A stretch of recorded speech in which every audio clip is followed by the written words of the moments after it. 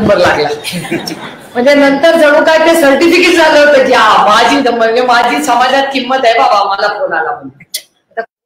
काय देतो तर मी काय विचारलं नाही, मी फार दुसऱ्याच्या घरात बघत नाही. पण ज्या पद्धतीने कुठल्याही फोनला तुम्ही घाबरला नाही आणि निष्ठेने लढला तुम्ही, त्याचं कितीही मी कौतुक केलं तरी कमी. आणि आपण स्वाभिमानी होतो. आपला आपला रामकृष्ण हरी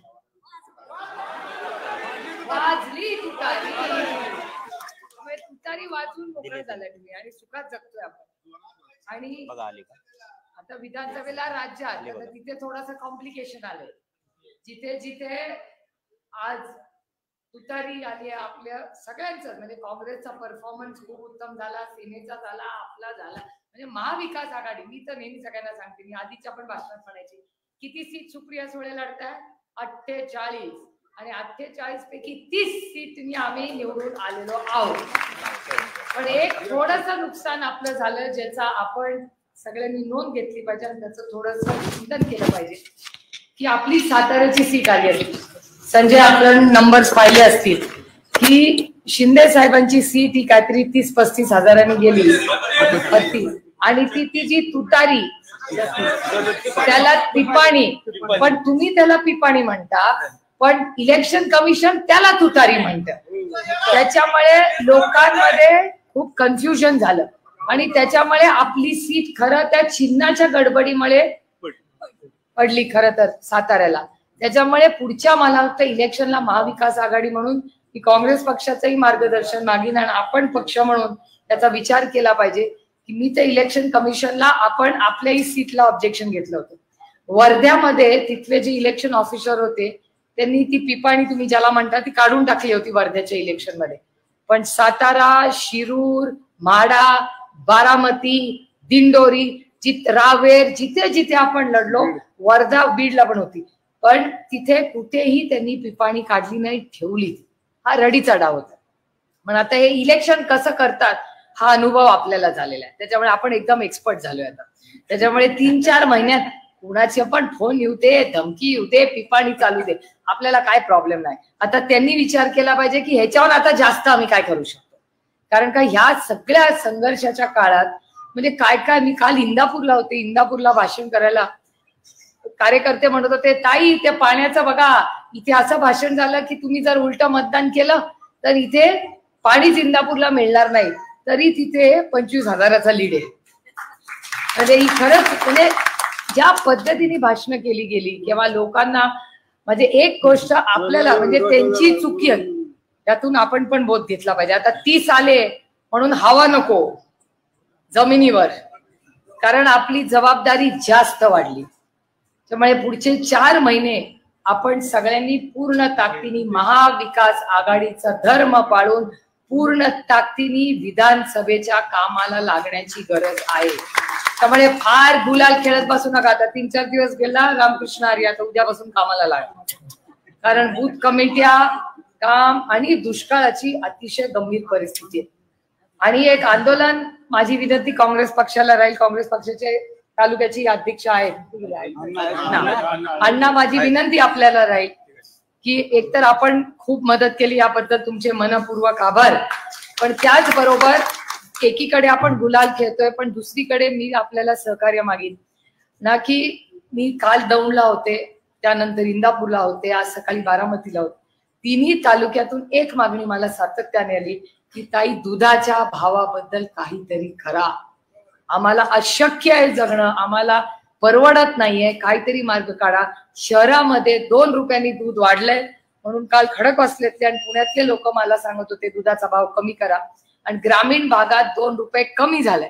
ते मला हा हिशोबच कळत नाही की शहरामध्ये दूध रोज वाढतंय, ग्रामीण भागात शेतकऱ्याला कमी होतंय, मग मधले 50चे रुपये आता 55 झाले, मग हे पैसे जात आहेत कुठे सगळे. त्यामुळे या सगळ्या गोष्टी साठी आपण, मला असं वाटतं मी कालच महाराष्ट्राच्या सरकारला पुन्हा एकदा म्हणजे 10वं किंवा 11वं पत्र असेल, पण जर पुढच्या 8-10 दिवसात जर मला वाटतं संजय आपण ही जिल्ह्याचे अध्यक्षा जर काँग्रेसला मान्य असेल, आम आदमी पक्षाचे सगळे सहकारी दिसत आहेत सगळे इथे बसलेले, तर तुम्हाला सगळ्यांना मान्य असेल ते 8-10 दिवसाचा कालावधी सरकारला देऊ. नाही जर आपल्याला निधी मिळाला तर ताकदीने रस्त्यावर उतरून आज दुधाला भाव जोपर्यंत मिळत नाही त्या कामाला आपल्याला लागावं लागेल. म्हणजे एका बाजूला इलेक्शनचं काम विधानसभेच्या आणि एका बाजूला चारा छावण्या तुम्ही बघताय. चारा छावण्या टँकर वेळेवर येत नाही, चारा डेपो मागितला तर मिळत नाही. सगळी परिस्थिती म्हणजे मला यायलाही उशीर याच्याचमुळे झाला. एकतर म्हणजे मला तर वाटतं मी पहिल्यांदाच इलेक्शन लढले का असं वाटतंय. एवढा गुलाल आयुष्यात कधीच खेळले नाही जेवढा 4 दिवस खेळते. काल तर 3.5 तास उशीर झाला. रात्री मी 9:30-10ला पोहोचले, इंदापूरला 6ला पोहोचायचो, तर रात्री काल 2 वाजले घरी जायला. आणि रस्त्यावर इंदापूरला पाऊस होता तरी कार्यकर्ते भिजत होते. जे एवढा म्हणजे ह्या इलेक्शन मध्ये काय झालंय हेच समजेना मला. हा पाऊस लकी तो काय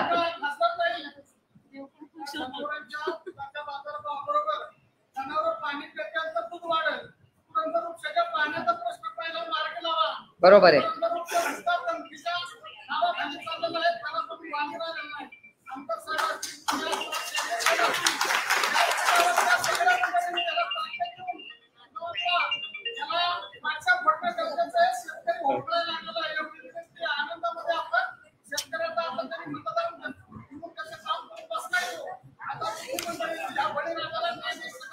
मान्य मान्य पूर्णपणे मान्य.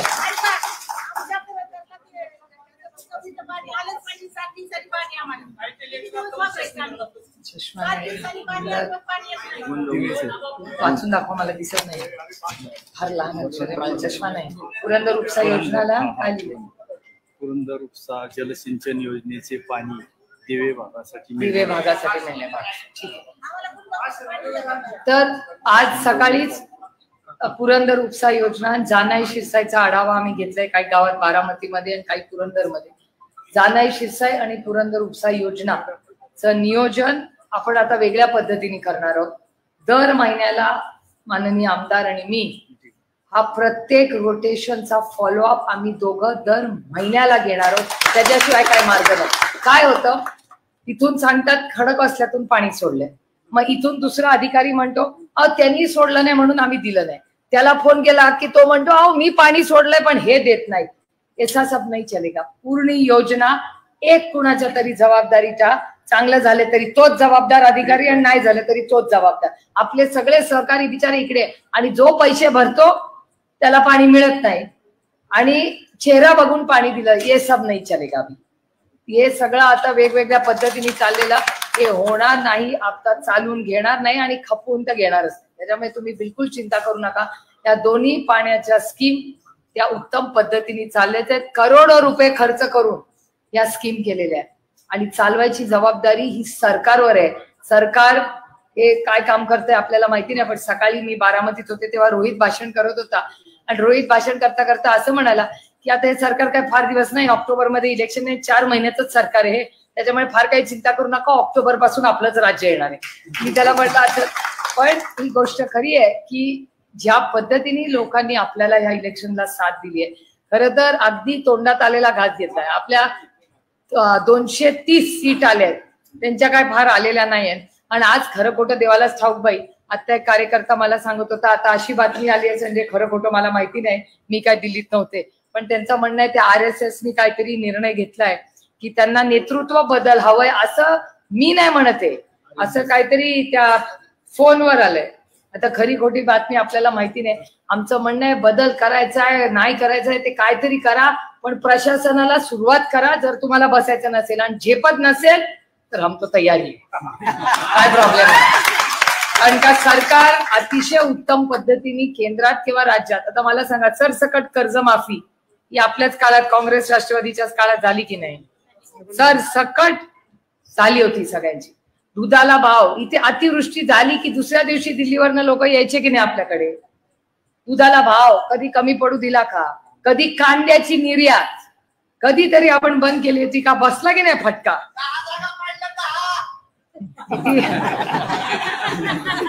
रामकृष्ण हरी. पण खरंच आहे हा खूप गंभीर विषय. लोकांमध्ये प्रचंड अस्वस्थता. अहो मी परवा अखिलेश यादवांना भेटले, मी म्हटलं जेवढे खासदार महाराष्ट्रात आहे तेवढे तुझे एकट्याचे खासदार निवडून आले. 40 खासदार निवडून आणले त्या बाबांनी, 41. आपण 48 खासदार राज्यात आहोत. तुम्ही विचार करा, 41 खासदार त्यांनी निवडून आणले, 50% जास्त उत्तर प्रदेशमध्ये. आणि सगळे म्हणायचे 80वर 80 दगड उभा केला तरी येतील युपी मध्ये. त्याला म्हणलं कसं काय? तो म्हणलं मी तुला सांगत होते मागच्या इंडिया मीटिंग मध्ये. म्हणलं हो बाबा तू सांगत होतास, पण हवा अशी वाटत होती, आम्हाला वाटेल नाही तुला मनातून वाटत असेल, पण तुम्ही विचार करा 41 खासदार असा माहोल असताना निवडून येणं खूप मोठी गोष्ट आहे. उत्तर प्रदेशमध्ये अहो अयोध्या पण हरले.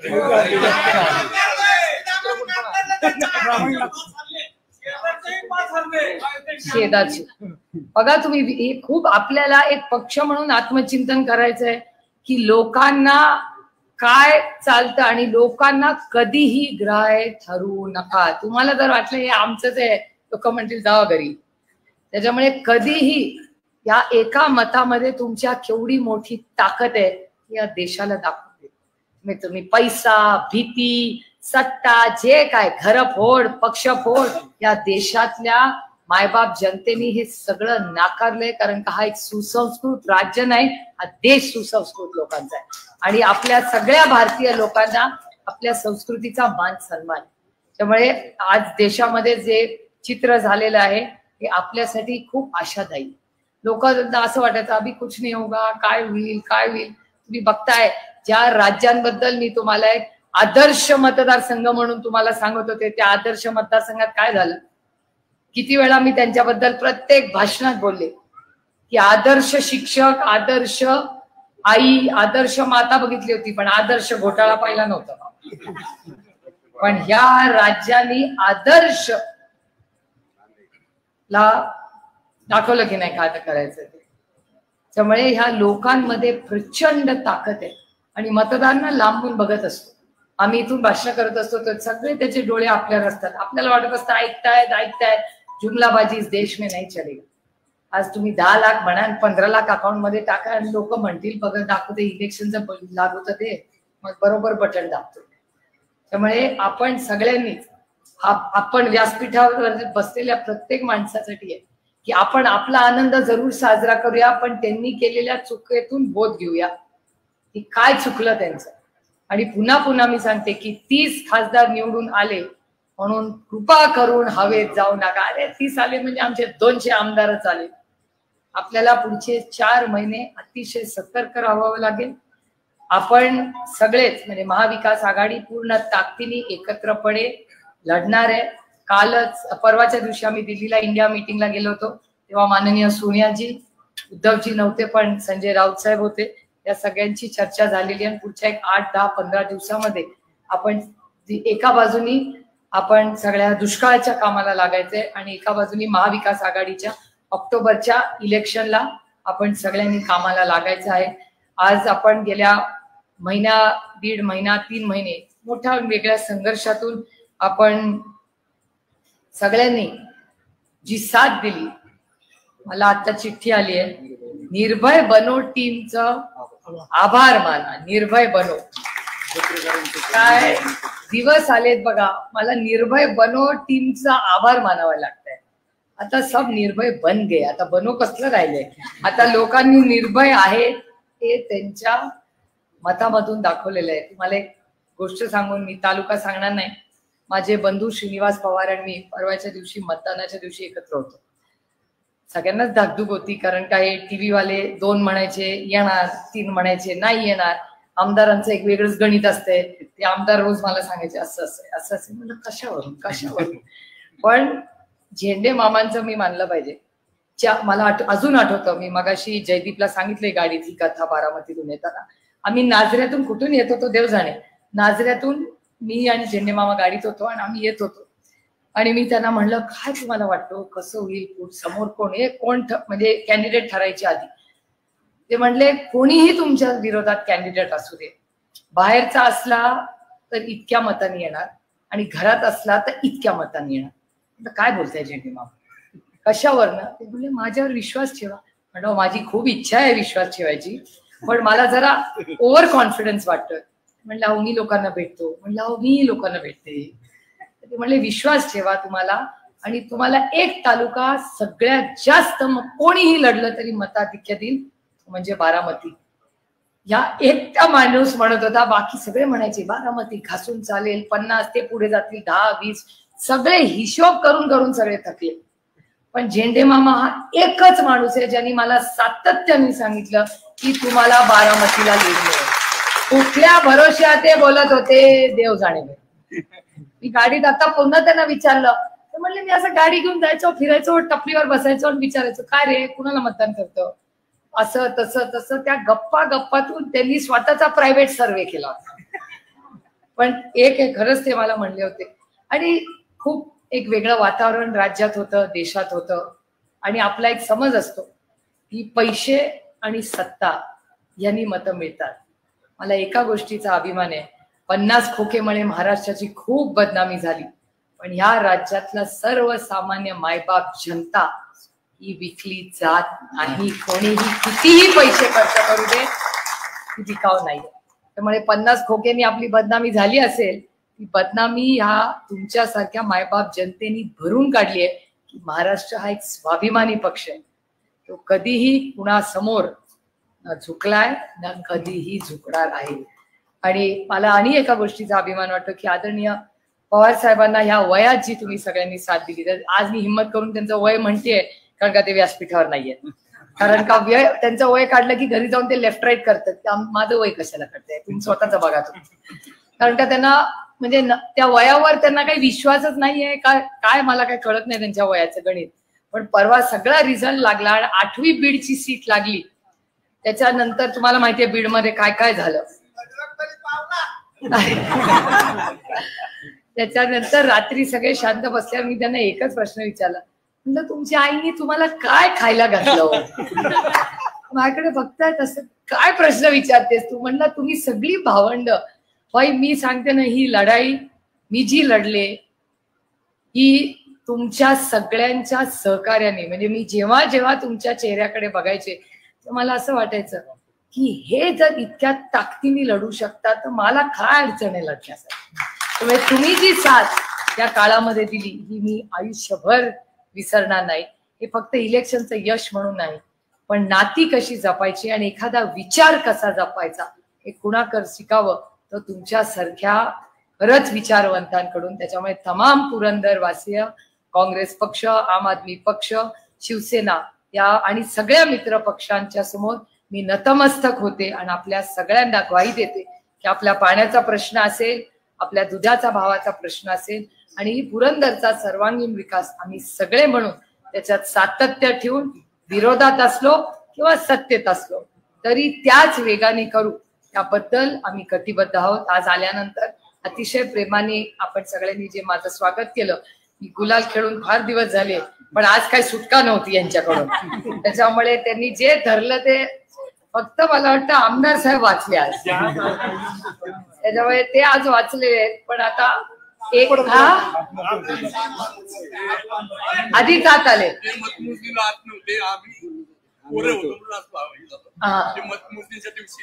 त्यांचा ऑलरेडी झालेला आहे. गुलालाचा डोस झालेला आहे.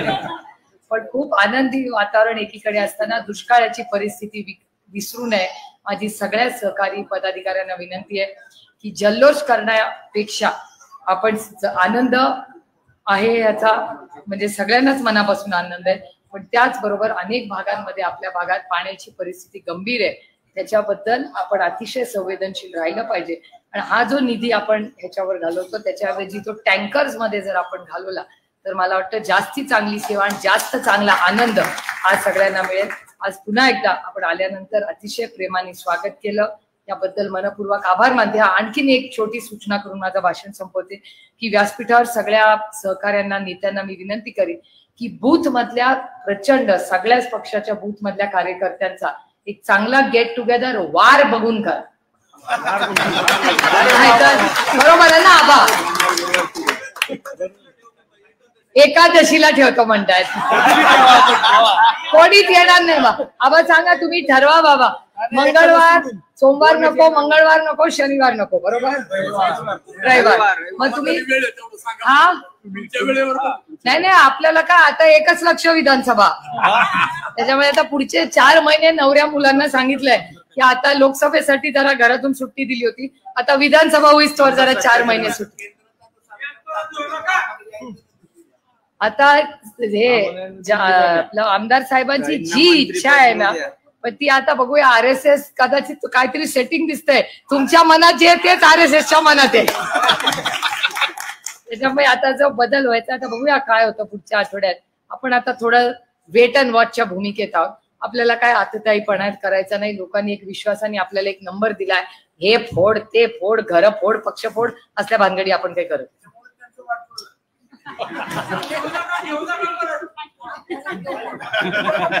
एक मी तुम्हाला अतिशय प्रांजळपणे सांगते की मगाशी मला हा प्रश्न कोणीतरी विचारला, मी सांगितलं या देशामध्ये टॅलेंटची कमतरता नाही. या देशामध्ये खूप टॅलेंटेड लोक आहेत आणि त्याच्यामुळे आज आपण. आणि दुसरी एक गोष्ट जी मी थोडासा माझ्या कामाच्या पद्धतीत बदल करणार आहे, दर सोमवारी आपण त्याला भेटतोच. हा निसर्गाला हा विषय थोडासा संजय आपल्याला आवडणार नाहीये, पण तरी मी हिम्मत करून बोलणार आहे तुमच्या समोर की आपण आला तुम्हाला चहा पहिला दिला जाईल, पण तुमच्या बरोबरीने पुरंदर मधला कुठल्याही पक्षाचा, आम असेल, राष्ट्रवादी असेल किंवा काँग्रेसचा असेल, तो जर बूथ कमिटीवाला आला, आपला काम हा आणि असं कसं होईल, आपले आहेत ना सगळे. तर समजा संजय जगताप आले आणि काँग्रेस पक्षाचा बूथ कमिटीचा माणूस आला, दोघंही एकत्र आले, तर संजय जगतापांना चहा पहिला दिला जाईल, पण काँग्रेसच्या बूथ कमिटीचा काम पहिलं केलं जाईल. हा एक नवीन आपण रूल करणार की आमदारांचा म्हणजे जिल्हा परिषद अध्यक्ष सगळ्यांचा मान सन्मान होईल, पण त्यांना चहा आधी आणि यांचं काम आधी. आणि माझी झेंडे मामा आपल्याला विनंती आहे की आज नंतर जेव्हा जेव्हा तुम्ही पैसे निधी टाकता गावांमध्ये, तेव्हा बूथ कमिटीची अध्यक्षाची आणि सगळ्या मित्र पक्षांचाही मान सन्मान करून निर्णय झाला पाहिजे, जो आपण शब्द दिला होता. आणि दर 3 महिन्यांनी तालुका लेवलला महाविकास आघाडीची आणि आम आदमी म्हणजे इंडिया अलायन्सची मीटिंग दर 3 महिन्यांनी एक झाली पाहिजे. आपण हा शब्द आधी दिला. त्यामुळे तालुका एक गाठीभेटी, काय दरवेळीस काय अजेंडा असेल असंच नाही, पण दर 3 महिन्यांनी आपण सगळ्यांनी भेटलं पाहिजे. तुमची काही कामं असतील याच्यासाठी पुरंदरला म्हणजे सासवडला एखाद्या वेळेस घ्या, एखाद्या वेळेस जेजुरीला घ्या, पण दर 3 महिन्यांनी एक इंडिया अलायन्सची मीटिंग तालुक्यात झालीच पाहिजे. त्याच्यात जर काही कमी जास्त काय झालं असेल कुणाकडून किंवा एखादं काम राहिलं असेल ते सगळं केलं जाईल. आणि जेवढा राष्ट्रवादी काँग्रेस पक्षाचा मान सन्मान होईल त्याच्यापेक्षा जास्त मित्र पक्षाच्या बाबतीत आम्ही जर मागे कमी पडलो असू, ते सगळं भरून काढण्यासाठी ही 5 वर्ष आहेत. त्यामुळे तुम्ही जे सहकार्य आम्हाला दिलंय, सोमवारी प्रत्येक सोमवार आधी निसर्ग आहे तसंच राहील. सोमवारी तो दिवस बदलणार नाही, फक्त ज्येष्ठ नागरिकांना पहिलं आणि त्याच्यानंतर बूथवाला. तुम्ही आता सांगितलं आमदारकीची निवडणूक, त्याच्यानंतर काय काय निवडणूक आहेत, सहकार्यातल्या आहेत, सोसायटीच्या आहेत, नगरपालिकेच्या आहेत, महापालिकेच्या आहेत, ग्रामपंचायतीच्या आहेत, जिल्हा परिषद पंचायत समितीच्या आहेत. याच्यात सुद्धा संपूर्ण ताकद महाविकास आघाडीच्या माध्यमातून. तुमच्याकडून 2 राहिलं, बँक राहिली, कारखाना, दूध संघ प्रत्येक तालुक्यात आहे. पुरंदरसाठी नाहीये, बारामती लोकसभा मतदारसंघ आणि शिरूर सगळीकडे. कुणावर ही नवीन सूचना आली, महत्वाची सूचना आहे ती, बरोबर आहे.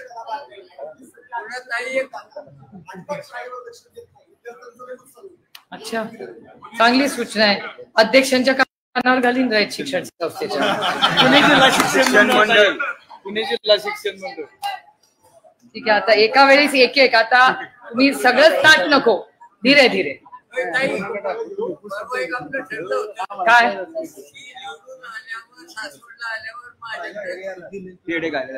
साताऱ्याचे सॉरी कंदी पेढे. कात्रजचे पेढे खायला येणार ते काय करायचे? ते पुढच्या आठवड्यात आता 5 वाजले. थोपटे साहेबांकडे जायचे नमस्कार करायला, आज आभार मानायला. पेढे खराब होऊन जाते. मग आता आणलेत का? अहो आमदारांना जायचंय, फुरसुंगीला काम आहे आपल्याला काय. पण तुम्ही सगळे आज आल्या, अतिशय खेळीमेळीच्या वातावरणात आजचा कार्यक्रम झाला. पुन्हा एकदा आपल्या सगळ्यांचे मनपूर्वक आभार मानते. आणि पालखीचं काय? संत शिरोमणी ज्ञानेश्वर अलाहाबादी मध्ये आळंदी ते पंढरपूर या ठिकाणी प्रस्ताव. तर काय करायचंय? चालेल, चला. रामकृष्ण हरी.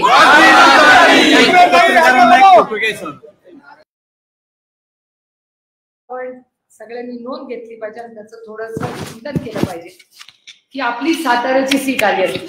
संजय आपण नंबर्स पाहिले असतील की शिंदे साहेबांची सीट ही काहीतरी 30-35 हजारांनी गेली.